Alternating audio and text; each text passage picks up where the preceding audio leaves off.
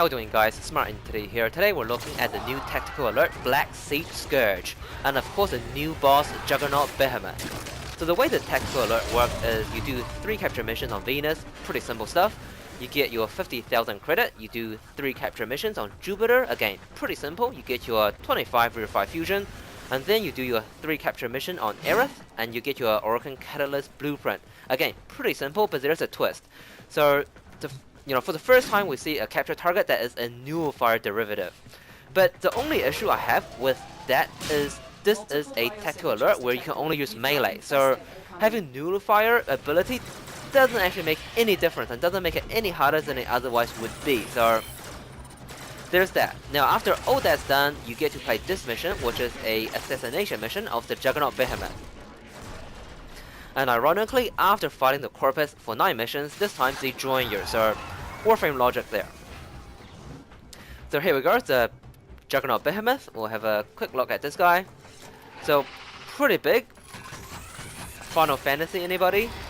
Yeah.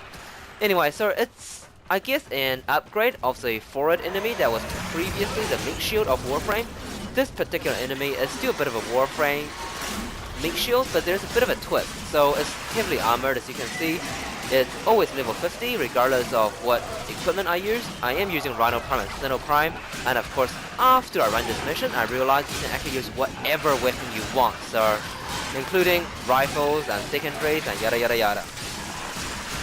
Now, a couple points to note. After I ran this particular mission, I did run it with the Synapse, and what I noticed was 90% of the time, I was landing 100, exactly 100 damage, regardless of whether I was landing a yellow or red crit. And then the other 10% of the time, I was landing 2000 damage, and again, exactly 2000 damage, regardless of whether I was using, landing a yellow or red crit. Now that made me kind of figure this enemy has some weak spots, which allow you to land 2000 damage, and at other times, there's some kind of mechanism preventing it from taking more than 100 or 2000 damage per shot, because, I was landing, perfect numbers there, so there's that. Now after you run your first Juggernaut Behemoth mission, you will get your most up-to-date Stratos Emblem, which we will have a look at shortly, as well as some of the unique drops from this particular enemy.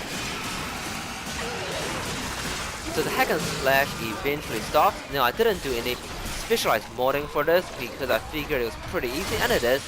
And honestly, I don't feel any more optimized modding would make this go any faster. Maybe if I put in your Berserker and True Steel, which I didn't use in this particular modding. But anyway, so we'll jump into Warframe now and have a look at some of the interesting stuff.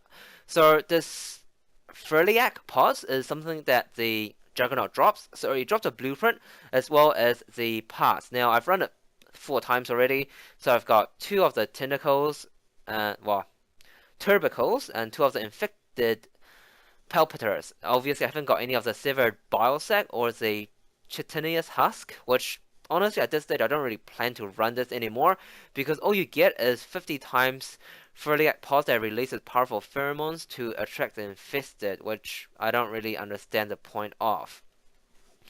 So we'll quickly have a look at the latest Stratos Emblem.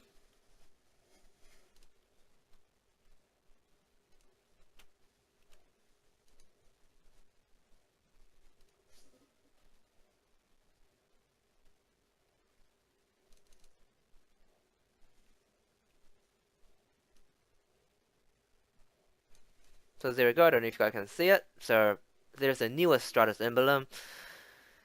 Man, I hope one of these days they give you something good for it. And we'll just have a quick look at the Juggernaut enemy, because it is new and I've got enough scans to give you guys a full breakdown.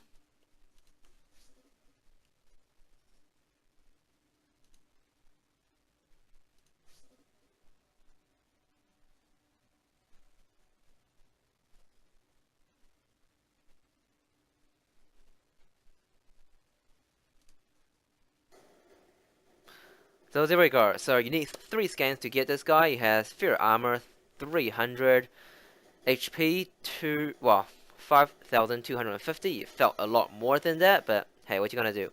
And Impenetrable Armor. I think that is the, twist that allows this particular enemy to not take more damage per shot than, it's comfortable with. It doesn't really drop anything useful other than some of the fairly at pod parts, but other than that, it's pretty basic stuff.